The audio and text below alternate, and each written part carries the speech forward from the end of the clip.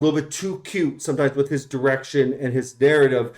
The other thing is the macho dialogue that happens at the beginning. Well, probably throughout the movie, but it really jarred me at the beginning. I'm never a big fan of like, look how macho I am with my dialogue, and that's in spades in this movie.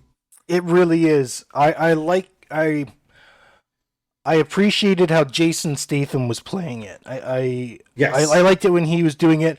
Other people not as much. I was going to mention Scott Eastwood is in this film.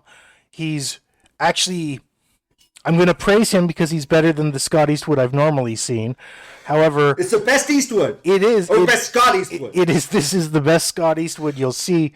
However, was he one of those people that was nailing those kind of lines, or was he kind of one of the people that was making it fall flat?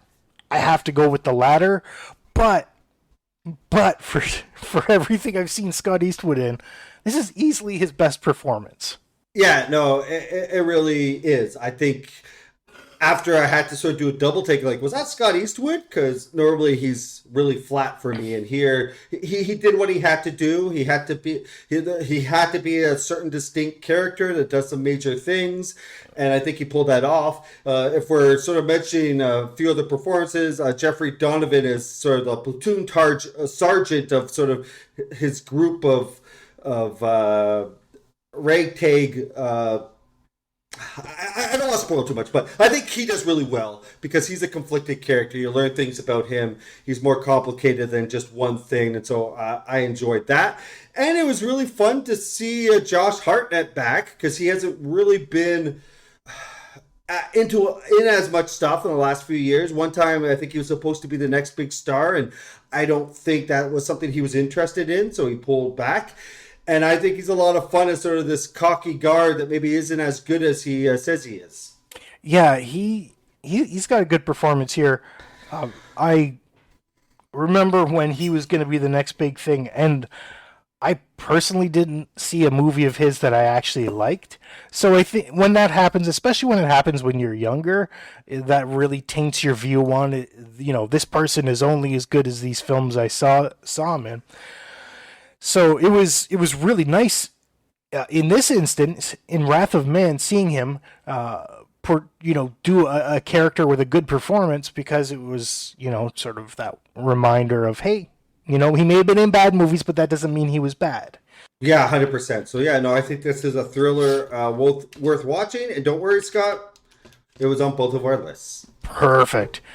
My next film is a movie that I actually don't even know how I stumbled across it, but it was fun. It was a horror comedy, and over the years we've had many horror comedies, and a lot of them fall flat because they don't know how to balance the horror from the comedy. This one, I mean, it's a very, very quaint small town. New guy to the little village. Finn Wheeler, played by Sam Richardson, is a forestry ranger, and he shows up, and there are murders, there are deaths, and are they werewolves? Uh-oh. So the film is called Werewolves Within. It's directed by Josh Rubin, written by Mishna Wolf, and it is this really fun balance of horror elements and comedy. I would say this is a comedy with horror elements. The movie doesn't actually try to scare you. It portrays people in scary situations. These people are idiots. They are going to say just stupid and hilarious things. But because it's not trying to scare you, I don't think it needed to go down the horror path nearly as much as is the case a lot of times. This was a very, very delightful surprise. I thought it was great fun, good humor. It moved along well. It does have issues. I think the pacing in the third act is a bit of a problem. Kind of feels like it should have let up and dissolved a bit before it actually did. But also in here, co-starring is Milena Vantrub. Vantrub? I know how to spell it. Anyways, she plays Cicely, the postwoman, and she has a lot of fun interaction with Sam Richardson's character. it is a blast. It's goofy. It's not going to take itself seriously. It's not actually going for scares, but it is a fun film for just its entertainment value. Is there something we should know Melissa Van Trump from? She's been in a bunch of things.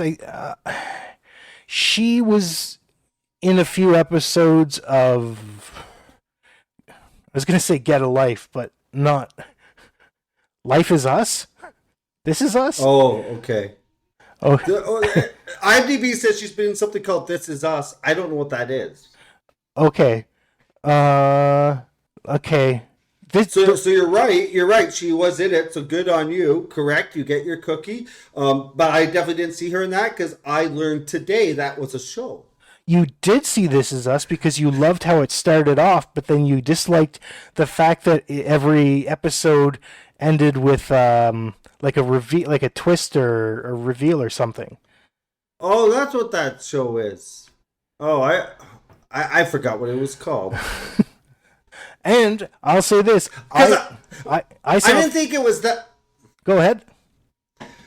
Oh, never mind. IMDb was making it look like that show was done, so I was like, "Oh, it can't be that because that show's still around." But no, I guess it was telling her run on the show was done. Mm-hmm. Yeah.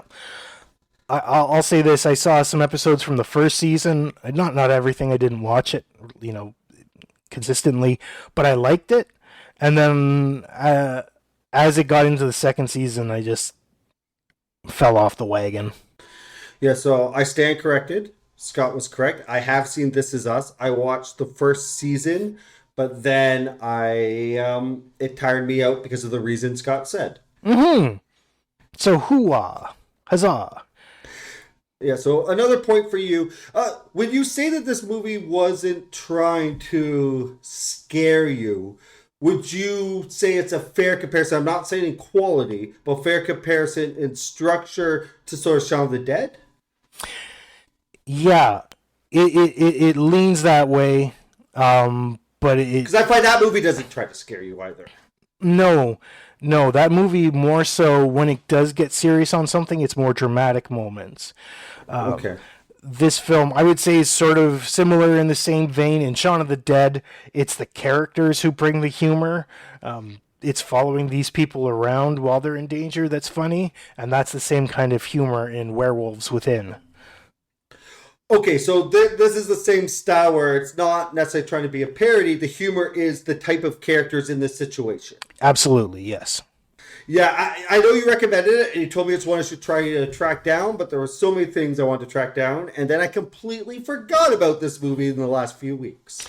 It happens, man. It happens. Yeah, so my next one is another one that I recommended to Scott, and I mentioned on this podcast, and this one shows, I think, a combination of welcome to the COVID era, but also sort of a combination of how our industry has changed, how the movie industry has changed, I should say. I'm not taking ownership of the movie industry, but I feel like Vacation Friends, if it came out in the 80s, would have been this big box office movie, and it would have got massive promotion because you've got John Cena, who was one of the biggest wrestling stars ever, and I consider, I think people even not in wrestling know who he is, and you've got him in kind of the lead. He did stuff like Blockers and had a cameo in Sisters, and then you have Lil Rel Howery, who is sort of, he's a beloved comedian. He's had some shows. I would say Lil Rel Howery has some star power, and yet this movie, not only did it not get sort of a theatrical release in the United States, that just quietly went on Hulu, and in Canada it quietly went on Disney Plus. There was very little marketing about this. There was very little hype, and part of that, I think, is just what happens with the streaming era. Is streamers just kind of throw things on there every single week. There's a new thing, and because you have stuff like Netflix and all these streaming services that put 2 or 3 new things on every week, you can't promote everything. You sort of just put it on and hope that, having a star attached will be enough for people to hear about it. And maybe there's a lot of people don't watch this. Maybe it did okay, but I don't remember it being a lot of hype, and I don't remember there being a lot of discussion about it afterwards.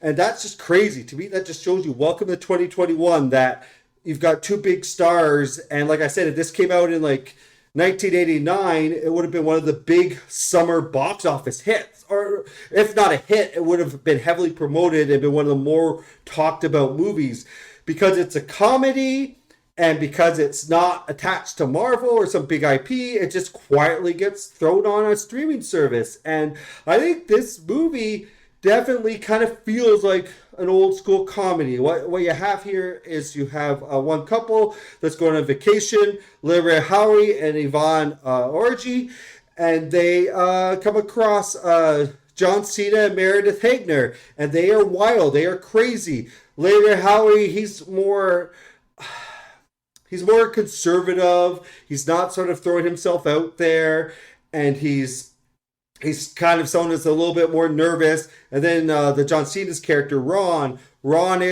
he's just a firecracker. He's kind of crazy, and he'll just take all these chances.